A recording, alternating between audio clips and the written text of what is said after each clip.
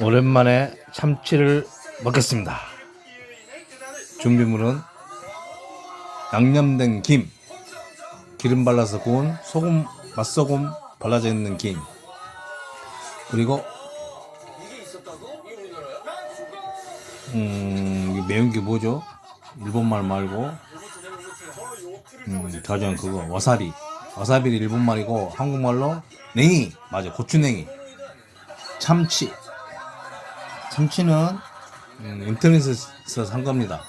11번가에서 이게 한 개 개당 4,000원인가 4,000 얼마인데 배송비가 있어요. 이거는.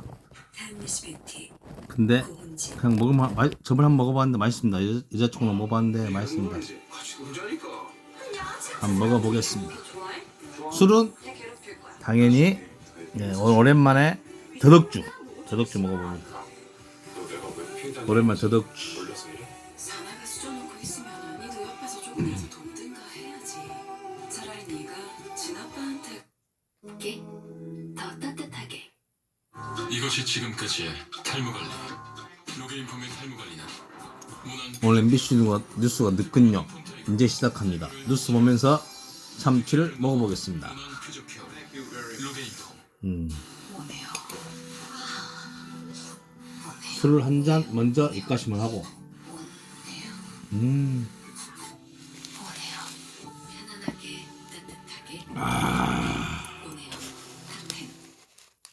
새로운 AI PC의 시대를 열다. 갤럭시 북4 엣지. 압도적인 AI 퍼포먼스. 처음 만나는 AI PC.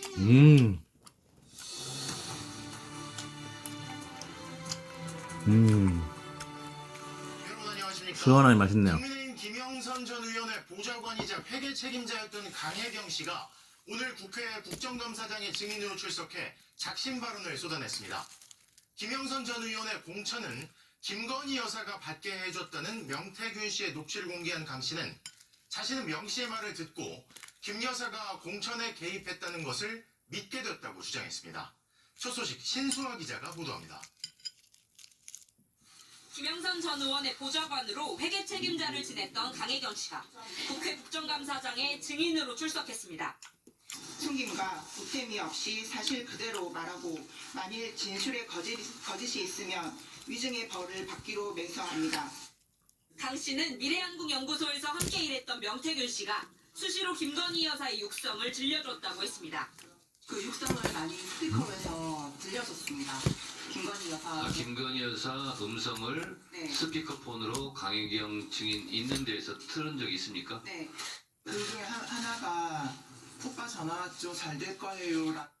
강 씨는 김영선 전 의원 공천에 김건희 여사가 개입했다는 의혹을 정면으로 제기했습니다.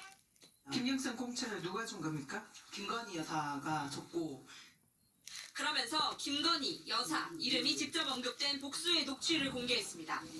삼성들한테 야, 그 야단 얼마 꾼 줄 알아? 당신 국회의원 누가 주나? 명태균이 때문에 김건희 여사가 선생님 그거 하라고 줬는데 김영선은 간단해. 내가 그 사무실 나오면 여사가 알아서 황금이하고 우리 내 생계가 안 되기 때문에 알아서 김영선한테 당신 공천 왜 받았어? 강혜경 씨는 당시 국민의힘 공천관리위원장이던 윤상현 의원이 선거 2달 전만 해도 김영선 전 의원은 안 된다고 반발하다가 윤상이가 어제 뭐 경찰했던데 저거 참신한 거 내야지 니는 정신이 있나 없나? 명 씨가 김건희 여사를 통해 대통령에게 전화를 한 뒤 결론이 바뀌었다고 증언했습니다. 대통령 뜻이라고 해갖고 내가 대통령 전화한 거 하나 참모하고 전화가 대통령 전화해갖고 대통령 난 김영선 했는데 나한테 윤상이 끝났어. 강혜경 씨는 여권 인사들이 명태균 씨를 사기꾼, 정치 브로커로 평가절하하고 있지만 자신은 명 씨가 사기꾼이 아니라 생각한다고 말했습니다. MBC 뉴스 신수아입니다. 국감장에 출석한 강혜경 씨는 지난 대선 경선과 본선 과정에서 명태균 씨가 윤석열 당시 후보 관련 여론조사를 두고 보정이 아닌 조작을 지시했다고 말했습니다. 여론조사 대가로 윤석열 대통령에게 받을 돈이 3억 7천만 원 있었는데 그 돈 대신 김영선 전 의원이 공천을 받은 거라고 주장했는데요. 강 씨는 돈을 못 받고 여론조사를 제공한 거라 윤석열 대통령에 대한 처벌이 따라야 할 것 같다고 덧붙였습니다. 고재민 기자가 보도합니다. 지난해 5월 2일 김영선 전 의원은 강혜경 씨와의 통화에서 명태균 씨가 지난 대선 당시 윤석열 후보에게 보고했다는 여론조사를 언급했습니다. 이제 떼놓고 얘기해서 명태균이가 바람잡아갖고 윤석열 대통령을 돕느라고 벌어들이는 돈의 대부분을 거기다 썼잖아. 이에 강 씨가 명태균 본부장이 대선 여론조사에서 의원님 공천을 받았다고 말한다고 하자 김 전 의원은 그 여론조사가 자신의 공천에 영향이 있었다며 사실상 대가성을 인정했습니다. 내가 이제 그거에 영향을 받아서 공천을 받기는 했는데 그게 근데 나랑 직접적인 관계가 있는 건 아니야. 명 씨의 구상 속에서 자신과의 상의 없이 이루어진 일이라면서도 명 씨가 자신을 국회의원 만들어줬다고 했습니다. 어쨌든 명태균이의 덕을 봤잖아. 덕을 다 봐갖고 국회의원이 됐기 때문에 내가 감당할 수 있는 건 감당하려고 그러는 거야. 국회에 출석한 강혜경 씨는 당시 윤석열 대선 후보에게 보고한 81개의 여론조사 비용이 모두 3억 7천만 원을 넘긴다고 주장했습니다. 그러면서 명 씨가 윤 대통령 부부를 만나기 위해 서울에 갔다 왔지만 돈을 받아오지 않고 김영선 의원의 공천을 받아왔다고 말했습니다. 그 여론조사 비용을 저희가 못 받았습니다. 일단 무료로 제공됐던 그런 부분이라 일단 법적인 이런 처벌이라든지 이런 것도 좀 따라야 될 것 같고. 그러면서 명 씨가 보고한 여론조사 중 일부는 사실상 샘플을 부풀리는 등 조작됐다고 말했습니다. 20대, 30대가 윤석열을 응답했던 거에 대해서 곱하기를 해서 결과 보고서를 만들어라 하는 지시라 이거는 보정이 아니라 조작입니다. 강혜경 씨는 윤석열 당시 후보와 관련해 당내 경선과 대선을 포함해 2-3번 정도의 여론조사 조작이 있었던 것으로 기억한다고 밝혔습니다. MBC 뉴스 고재민입니다. 강혜경 씨는 참치 또 맛있다. 명태균 씨가 김건희 여사와 영적인 대화를 많이 나눈다고 말했다는 주장을 했습니다. 명 씨는 윤석열 대통령을 칼을 휘두르는 시각장애인에 비유하고 김건희 여사에겐 그런 윤 대통령의 어깨에 올라타 주술을 부리라는 의미의 표현을 썼다는데요. 공개된 과거 통화 녹음에선 명 씨가 김 여사에게 꿈을 통해 앞날을 알려줬다며 김 여사가 사람을 골라달라고도 했다는 내용으로 과시하는 듯한 대화가 나옵니다. 이에 대해 야권은 대통령 부인이 인사를 좌지우지했다는 거냐며 날을 세웠는데 어떤 내용인지 들어보시죠. 김민형 기자의 보도입니다. 대선을 앞둔 지난 2021년 12월 명태균 씨와 강혜경 씨의 통화 녹음입니다. 너 사모한테 좀 심한 얘기를 했는데 김여사한테 저번주 꿈이 안 좋은데 그 꿈이 뭐냐해서 내가 그 고신동이 장자고 윤원이가 총장님 벌컥 큰내 솥에 삶아먹고 있다 했지. 거론된 친윤석열계 의원들 중 권성동 의원은 당시 성희롱 의혹이 제기됐고 권 의원은 정치 공작이라며 강하게 반발했습니다. 이 상황을 언급하는 듯한 대화가 이어집니다. 요새 네. 하나에 그 집중하면 나는 이렇게 딱딱 촉이 딱 맞거든. 녹음을 만약에 싶은 게 나오면 네네. 그 생각 지금 해야 되겠네. 김 여사가 자신에게 인사를 다 하겠느냐고 물었지만 거절했다고도 말했습니다. 그좀 놀래갖고 대안이 없다 하면서 막 내보고 인사를 다 할 거냐고 다 하겠냐고 사퇴했어. 내가 그걸 안 한다 할까. 그거 어쩌냐고 막 내보고 쓰면. 국정감사에 나온 강혜경 씨는 명 씨가 김건희 여사와 영적인 대화를 많이 나눈다고 말했다고 주장했습니다. 장님이지만은 칼을 잘 휘두르기 때문에 장님의 무사라고 했고 장님의 어깨에 올라타서 이제 주술을 부리라는 그런 의미로 명태균 대표가 김건희 여사한테. 강 씨는 명 씨가 2021년 7월 윤 대통령의 장모가 요양병원 불법 운영 혐의로 법정 구속된 일도 예견했다고 말했다는 취지로 답했습니다. 광거지 모자를 쓰고 있는 중년 여성이 방으로 들어가다가 그 이제 모습을 봤을 때 집안에 약간 이제 좀 기운이 안 좋다라고 얘기를 했고. 야권은 김 여사가 인사를 하겠냐 제안했다는 주장을 두고 공적 인물도 아닌 김 여사가 인사를 좌지우지했다면 인사 개입이자 국정농단이라고 강하게 비판했습니다. MBC 뉴스 김민영입니다. 이렇게 국감장에서 강혜경 씨의 폭로가 이어지는 동안 의혹의 핵심 당사자인 명태균 씨 자택에는 취재진이 몰려들었지만 명 씨는 모습을 드러내지 않았습니다. 다만 MBC와의 통화에서 명 씨는 오늘 공개된 녹취 대다수를 평가절하하거나 사실관계를 부인했습니다. 손하늘 기자가 보도합니다. 김영선 전 의원 측 회계 책임자 강혜경 씨가 명태균 씨 또는 김 전 의원과의 통화 녹음을 공개하고 나선 직후 MBC 취재진은 명 씨의 경남 창원 자택 주차장에서 명 씨를 마주쳤습니다.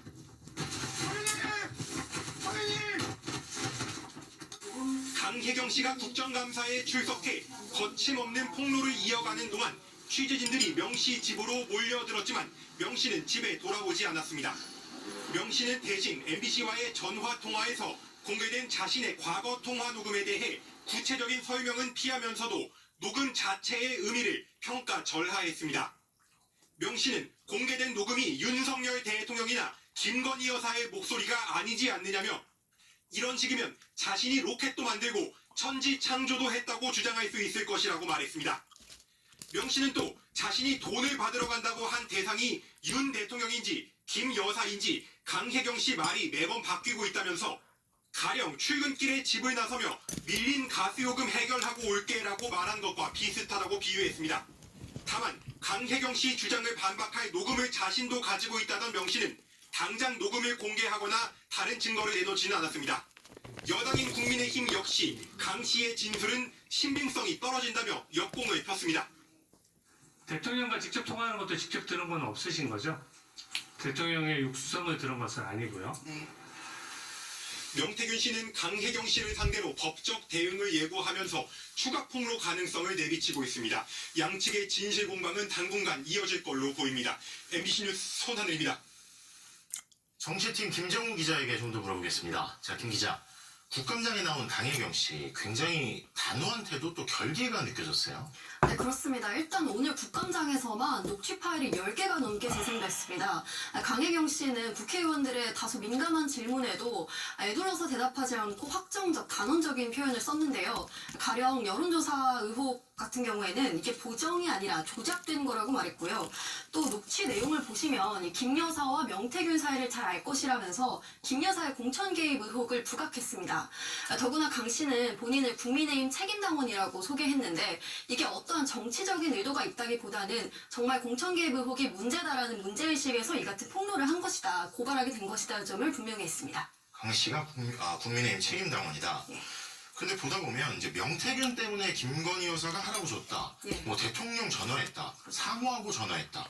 뭐 대통령은 김영선이라 했다. 이게 다 무슨 얘기인지 김건희 여사 공천 개입 의혹이 있는 이 당시의 상황을 좀 정리해 주시죠. 네, 일단 이제 국민의힘 김영선 전 의원의 공천 과정부터 살펴봐야 됩니다. 재작년 그러니까 2022년 6월 재보궐선거 당시에 김 전 의원은 경남 창원 의창구에 공천이 됐었고 당선이 됐었죠. 근데 이제 김 전 의원 같은 경우 경기 고양에서만 2차례 의원을 했었고 창원에는 전혀 연고가 없는데 이 김 전 의원의 공천 배경에 명태균 씨가 있다라는 의혹이 지난달에 처음 제기됐습니다. 이에 대해서 이제 김 전 의원의 회계 책임자이자 명 씨와도 오랫동안 일해온 강혜경 씨가 이 배경에 윤 대통령 부부가 있다라는 폭로를 했는데요. 명 씨가 3억 7천만 원에 달하는 여론조사를 윤 대통령에게 무상으로 해준 대신에 김 전 의원의 공천을 받아낸 거다, 이렇게 주장한 겁니다. 지난 4월 이뤄진 총선에서는 명 씨가 김 전 의원의 공천 컷오프 사실을 김건희 여사를 통해서 미리 들었고 그래서 김 전 의원이 김해갑으로 지역구로 옮겨서 출마를 한 거다, 이런 의혹도 제기되면서 김건희 여사의 공천 개입 의혹이 본격적으로 불거졌습니다. 사실 뭐 공표든 비공표든 여론조사가 그렇게 많이 이루어졌으면 그리고 뭔가 이렇게 돈이 왔으면 기록이 남았을 텐데 네. 그런 게 없고 뭐 공천 대가다 뭐 이런 주장을 하고 있는 거죠. 자, 그리고 강 씨가 주장하는 이런 내용들이 뭐 정치적인 논란으로 아니면 법적인 책임을 따지는 데까지 갈지 어떻게 될까요? 일단 이게 공식적인 수사 결과가 아무것도 나오지 않아서 모두 정확한 사실관계부터 파악은 해봐야 합니다. 하지만 일단 강 씨의 주장으로 살펴본다면요. 명 씨가 3억 7천만 원이 넘는 여론조사 비용의 대가를 받지 않았고 대신 특정인을 공천해달라고 했다면 한마디로 기부를 해준 셈이기 때문에 이게 정치자금법상 부정수수죄에 해당됩니다. 만약에 그렇다면 윤석열 대통령은 부정수수를 받은 혐의를 받게 된 거고요. 또 김건희 여사의 공천 개입 의혹은 이 김 여사가 공직자에 준하는 신분이기 때문에 공직선거법 위반이다 이런 주장이 있는데 그렇지만 이 공직선거법 공소시효가 이미 지난 10일로 끝났기 때문에 처벌은 불가능합니다. 예. 그렇지만은 만약에 김 여사가 정말 공천에 개입했다면 법적인 부분을 떠나서 정치적인 논란은 사실 피하기 어려워 보입니다. 명 씨의 여론조사 조작 의혹에 대해서는 이게 공표된 건 아니었기 때문에 업무방해는 아니다 이런 의견도 있고 이 조사를 누군가가 업무에 쓰면 그건 업무방해 혐의도 적용할 수 있다 이런 의견도 있습니다. 명 씨는 만나서 직접 대화를 해봤는데 3억 7천만 원짜리 여론조사의 실체는 없다. 혼자서 단순히 참고하기 위해 돌려본 거다. 그리고 윤석열 대통령에게 보고한 건 공식적으로 공표된 여론조사다. 조작은 없었다. 이렇게 반박했습니다. 참고용으로 본인이 참고하기 위해서 그렇게 여론조사를 많이 돌렸다. 예, 그런 해명을 한다는 거죠. 자, 그리고 오늘 법사위에서 김건희 여사에 대한 동행명령장이 집행이 됐잖아요. 그렇지만 김 여사 출석은 불발이 됐고 이게 당시 상황을 좀 살펴보죠. 예, 일단 오늘 국회 법사위가 증인으로 채택했지만 불출석한 김건희 여사의 동행명령을 집행하기 위해서 서울 한남동 대통령 관저를 찾았는데요. 당시 집행하러 갔던 민주당 장경태 의원은 경찰들이 언론 취재도 막고 또 공무집행을 하러 간 국회의원들도 막았다. 사실상 바리케이트를 쳤다면서 동행명령장을 송달하지 못했다고 했습니다. 야당원들은 이게 고의성이 다분한 불출석이라고 비판했고 또 이제 정청래 법사위원장도 정당한 사유 없이 불출석한다면 이건 법에 따라서 고발 조치하겠다 이렇게 강조했습니다. 네, 정치팀 김정우 기자 잘 들었습니다. 윤석열 대통령과 한동훈 국민의힘 대표가 한 대표의 독대 요청 한 달 만에 만났습니다. 그런데 독대는 아니었고 정진석 비서실장이 배석할 80분간 면담을 했는데 김건희 여사 문제를 놓고선 서로의 입장차만 확인하는 수준에 그친 것으로 보입니다. 강현섭 기자입니다. 한동훈 대표의 독대 요청 한 달 만에 성사된 윤석열 대통령과의 3자 면담은 결국 빈손으로 끝났습니다. 당초 4시 반 시작이라던 면담은 20분간 늦어져 5시가 다 되어서 시작했고 면담에 앞서 10분간 산책을 빼면 실질적 대화는 1시간 남짓이었습니다. 할 말은 다 하고 돌아오겠다고 했던 한 대표는 면담 자리에서 김건희 여사의 대외활동 중단 약속, 대통령실의 인적 쇄신, 또 김 여사의 의혹규명 절차 협조 등 3가지 요구사항을 전면에 꺼냈습니다. 또한 대통령 가족과 최측근을 감시하는 특별 감찰관 임명 필요성도 제기했습니다. 나빠지고 있는 민심과 여론 상황, 이에 따른 과감한 변화와 쇄신의 필요성. 윤 대통령은 한 대표의 요구에 대해 즉답 대신 당정 간 화합을 주문한 것으로 전해졌습니다. 대통령실은 면담 직후 서면 브리핑조차 내지 않으면서 김건희 여사 관련 한 대표의 3가지 요구사항에 대해 사실상 거부 의사를 내비친 것으로 보입니다. 당초 대통령실은 인적 쇄신 요구에는 김 여사 라인은 없다며 선을 그었고 대외활동 중단 약속 역시 공식 활동을 보좌할 제2부속실 설치로 맞받았습니다. 친한계가 우려한 빈손 회동이 현실한 셈입니다. 기대를 모았던 윤석열 대통령과 한동훈 대표의 회동이 사실상 입장차만 확인하는 것으로 마무리되면서 당정 관계가 최악의 국면으로 흐르게 됐습니다. MBC 뉴스 강윤서입니다. 국정감사장에 나온 심우정 검찰총장이 김건희 여사의 주가 조작 연루 의혹 사건에 대해 항고가 이뤄지면 직접 챙기겠다고 밝혔습니다. 총장 수사 지휘권이 배제된 건 서울중앙지검 사건만 해당되고 항고 사건은 서울고검으로 넘어오니 문제없다는 논리인데요. 이제 와서 뒷북 지휘권을 행사하려는 걸 두고 정말 수사를 제대로 하려는 건지 미심쩍다는 반응도 나옵니다. 조희원 기자입니다. 심우정 검찰총장이 김건희 여사 도이치모터스 주가 조작 연루 의혹 수사팀이 증거와 법리에 따라 결론 냈다며 여러 차례 힘을 실어줬습니다.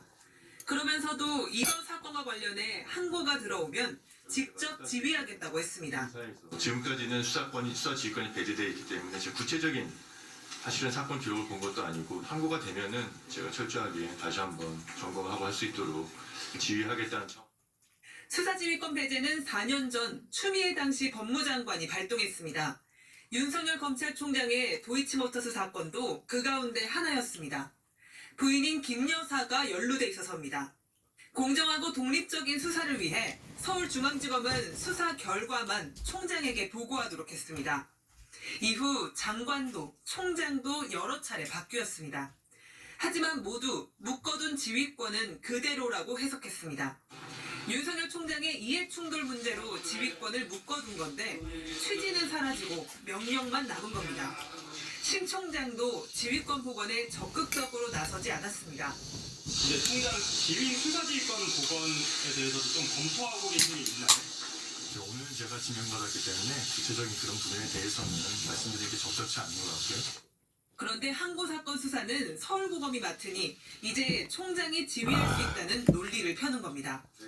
신 총장은 지휘권이 입가심으로 캔맥주 한잔합니다. 수사심의위 소집 권한도 행사하지 않았습니다. 서울중앙지검은 이른바 레드팀이라는 검사들 내부 회의를 거쳐 김 여사를 무혐의로 처분했습니다. 신 총장의 뒷북 지휘권 행사가 진정성을 의심받는 이유입니다. MBC 뉴스 조희원입니다. 매주 서울도심에서 윤석열 대통령 퇴진 집회를 열고 있는 시민단체 회원 명단을 경찰이 최근 강제 수사를 통해 확보한 것으로 확인됐습니다. 단체 측은 무리한 수사로 정권 반대 단체에 재갈을 물리려고 한다며 반발하고 나섰습니다. 변윤재 기자가 취재했습니다. 경찰이 지난달 26일 시민단체 촛불행동의 회원 정보를 관리하는 프로그램 업체를 압수수색해 회원 6천여 명의 명단을 확보했습니다. 명단은 이름과 연락처, 회원별 후원 일자와 금액, 총 액수 등이 담겨있는 걸로 알려졌습니다. 경찰은 회원들의 출금 계좌 정보까지 압수 대상에 포함했지만 법원이 기각했습니다. 해당 수사는 2년 전 기부금품법 위반 혐의로 서울 종로경찰서에 고발장이 접수되면서 시작됐는데 올해 사건을 넘겨받은 서울경찰청 공공범죄수사대가 강제 수사에 나선 겁니다. 촛불행동은 2022년 이후 매주 토요일 서울 도심에서 윤석열 대통령 퇴진 집회를 이어가고 있습니다. 정치적 전쟁과 계엄을 꿈꾸는 윤석열의 일당 몰아내자! 경찰은 촛불행동이 기부금품법 4조를 위반했는지 여부를 들여다보고 있습니다. 1,000만 원 이상을 모을 경우 행정안전부나 관할관청에 등록하고 1년 이내에 모집 계획을 밝혀야 한다는 겁니다. 반면 촛불행동 측은 대부분 회원으로부터 거둔 회비라며 혐의 자체가 성립하지 않는다고 주장했습니다. 그런데도 고발 2년여 만에 갑자기 강제 수사에 나선 것, 집회 참가자나 앞으로 참여하려는 사람들에게 겁을 주려는 거 아니냐고 비판했습니다. 서울청으로 가져와서 또다시 이제 추가 첩보가 있다면서 수사를 하는 건데 무리하게 불필요하게 수사를 지연시키면서 시민활동을 매우 위축시키는. 촛불행동 측은 또 경찰이 압수수색 과정에서 정확한 사실고지를 하지 않았다며 법원을 상대로 압수수색을 취소해달라는 준항고를 제기한 상태입니다. 이에 대해 경찰은 구체적인 수사 사안은 확인해 줄 수 없다는 입장을 내놓았습니다. MBC 뉴스 변윤재입니다. 국가보훈부는 30년이 넘게 이달의 독립운동가를 선정해 그 업적을 기리고 있는데요. 지금까지 이승만 전 대통령은 한 번도 선정되지 못했습니다. 대통령 재임 시절의 과오 때문에 심사에서 번번이 탈락했기 때문인데요. 그러던 이 전 대통령이 올해는 이달의 독립운동가로 선정이 됐습니다. 과오는 달라진 게 없는데 어떻게 이런 일이 가능했을까요? 조희영 기자가 단독 취재했습니다. 국가보훈부가 지난 1월 이달의 독립운동가로 이승만 전 대통령을 선정했습니다. 1992년 선정 시작 이후 32년 만의 일입니다. 그는 역대 정부에서 대통령 재임 기간 과오 때문에 번번이 탈락했습니다. 보훈부는 대통령이 아닌 독립운동가로서의 공적을 평가했다고 했습니다. 박민식 당시 국가보훈부 장관도 선정위원회에서 결정했다며 객관적으로 심사했음을 강조했습니다. 그런데 어떻게 이런 일이 가능했을까?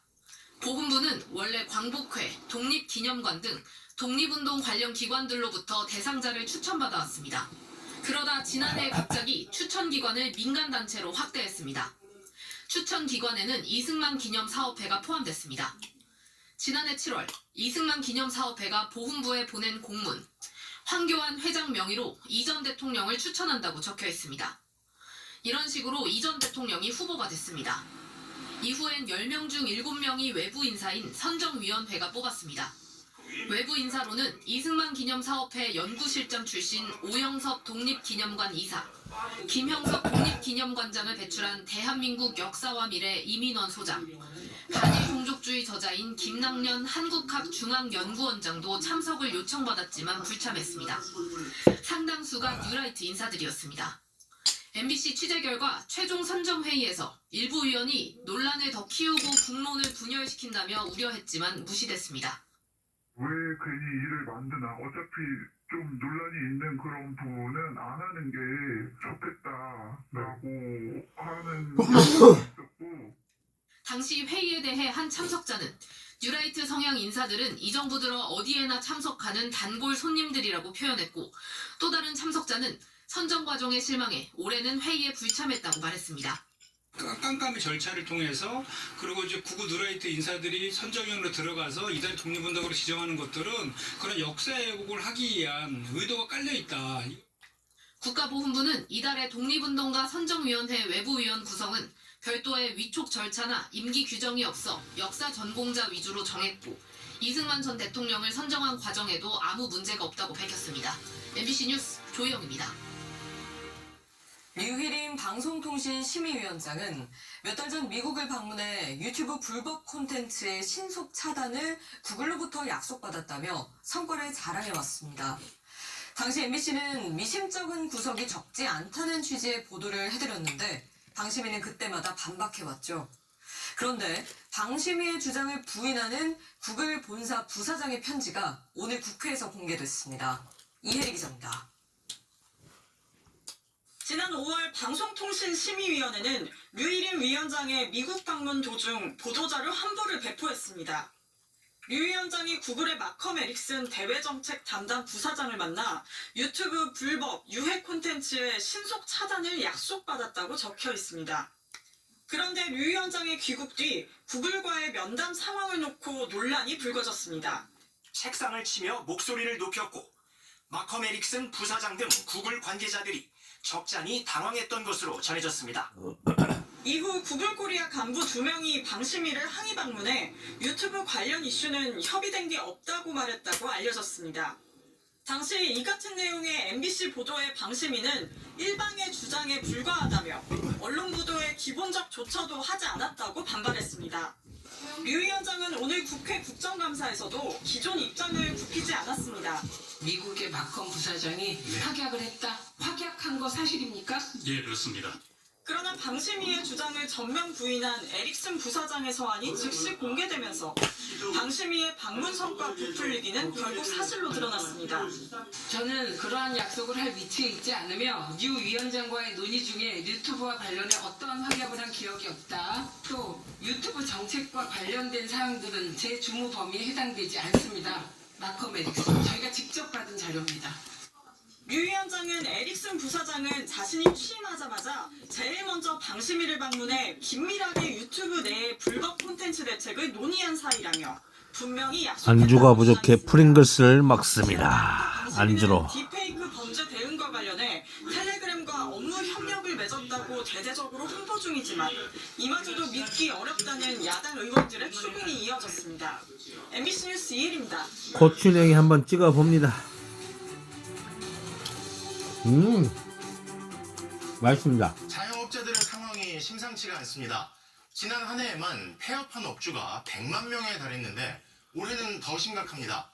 코로나 때는 빚을 내서 버텼는데 그 사이 급변한 경제 상황과 소비 트렌드 탓에 손님은 줄고 이자를 감당하기도 힘든데요. 한계에 몰린 자영업 실태, 오늘부터 집중적으로 전해드립니다. 김세영 기자가 보도합니다. 서울 물레동의 대로변. 7년 전 문을 연 이 가게는 공사 중입니다. 10달 동안 비워두다가 이제야 폐업 중입니다. 2018년도 기준으로 봤을 때 거의 수익이 한 반으로 줄었어요. 매출은 안 올라가고 희망고문이라기보다는 희망이 많이 사라지는 편이 됐죠. 한때 장사가 잘 될 땐 별관까지 주점을 넓혔지만 코로나 이후 사정이 달라졌습니다. 영업을 관뒀지만 월세는 빠져나갔고 어쩔 수 없이 부업을 띄웠습니다. 정치가 돼서 월세를 내다 보니까 어느덧 그게 엄청나게 쌓여 있더라고요. 이제 나가서 다른 일도 하고 어떻게 보면은 다른 일로 해서 생계를 유지하고 5년 전 퇴직한 남편과 함께 청주에서 서울로 온 김남순 씨. 염소탕집을 냈다가 바로 코로나 사태를 맞았습니다. 코로나가 길어지니까 지인들도 그게 안 되잖아요. 같이 힘드니까. 정말 상하죠. 부부는 식당 한쪽에서 쪽잠을 잡니다. 요즘은 음식 재료비라도 아끼려고 주말마다 고향 텃밭에 내려갑니다. 여름에 노각을 심어가지고 직접 따다가 이제 하기 시작을 한 거예요. 다만 얼마라도 좀 줄이기 위해서.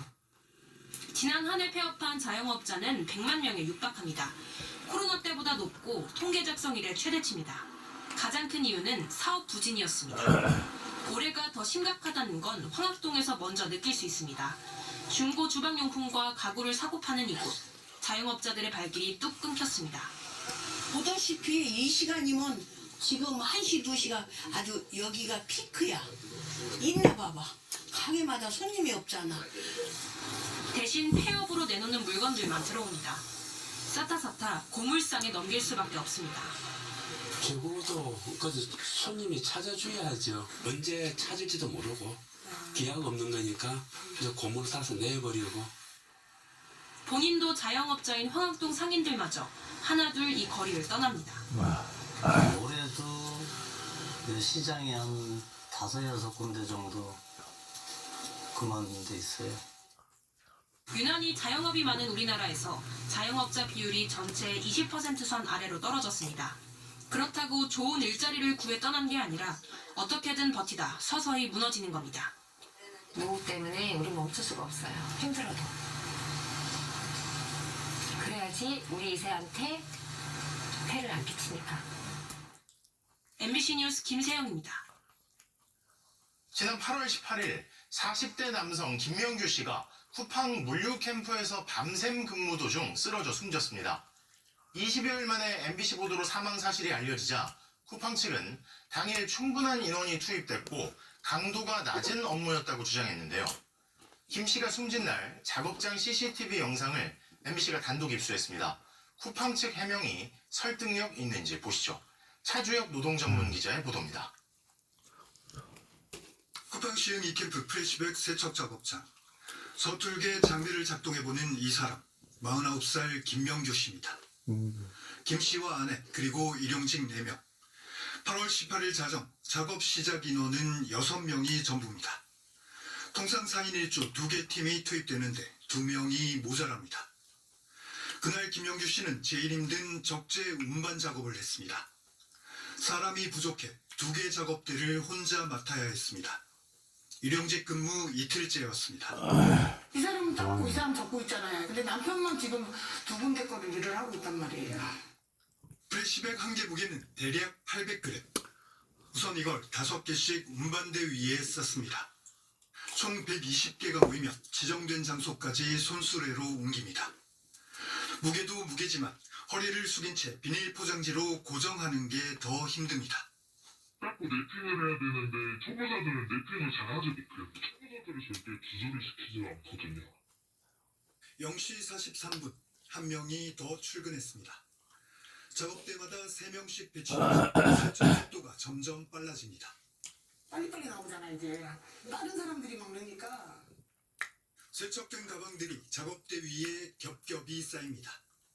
한쪽 걸 옮기면 다시 다른 쪽에 쌓이고 양쪽에서 밀려드는 물량을 혼자서 감당하긴 무리였습니다. 못한 아내가 가방 쌓는 걸 도와주기도 했습니다. 맥주 맛있다. 근데 한 사람이 하는데 저거 어떻게 안 쌓여요, 기자님? 1시 56분 김 씨는 일을 시작한 뒤 처음 5분 정도 자리를 비웠습니다. 너무 힘들어 1시간 뒤부터 운반 작업을 동료와 교대하기로 했습니다. 대신 바꿔서 하자고 제가 얘기했었고 그래서 알겠다고 얘기하고 갔어요. 그리고 7분 뒤 김영규 씨가 비닐 포장지를 챙겨 가방 더미 옆에 앉습니다. 잠시 아무런 움직임이 없더니 뒤에 있던 운반 장비 위로 쓰러집니다. 아유. 사람이 쓰러졌다는 외침을 배라. 듣고서 설마했습니다. 제 모습 한번 보세요. 기자님 보이시죠? 저기 사망한 부인의 모습이 그게? 저 진짜 몰랐다니까요. 구급차 도착까지 17분간의 응급조치. 사람 목숨이 달린 위급한 상황인데도 다른 쪽에선 모두 일을 하고 있습니다. 마치 이곳에선 특별한 사고도 아닌 것처럼 보입니다. 저는 다 숨겼어요. 우리 편에서 쓰러져서 한 3명이 응급실에 실려간 것도 알고 난 내가 증인이에요. 쓰러진 사람은 밥을 안 자고 왔다는 둥 질병이 있다는 둥 그런 식으로 얘기한 것도 알고. 쿠팡 측은 지난달 8일 1차 문자 답변을 통해 당일 평소 이상의 충분한 인원이 업무를 했다라고 주장했습니다. 충분한 인원. 두 라인은 하는데 어떻게 충분한 인원이에요 그게? 그럼 기계 하나만 돌려야지. 근데 어떻게 두 라인을 돌려놓고 충분한 인원이 한 명이 모자라잖아요. 그리고 쿠팡 뉴스룸 웹사이트를 통해서 고인은 업무 강도가 낮은 프레시백 자동 세척 업무에 배정됐고 법정 휴게 시간에 3배를 부여했다라고 밝혔습니다. MBC 뉴스 차주혁입니다.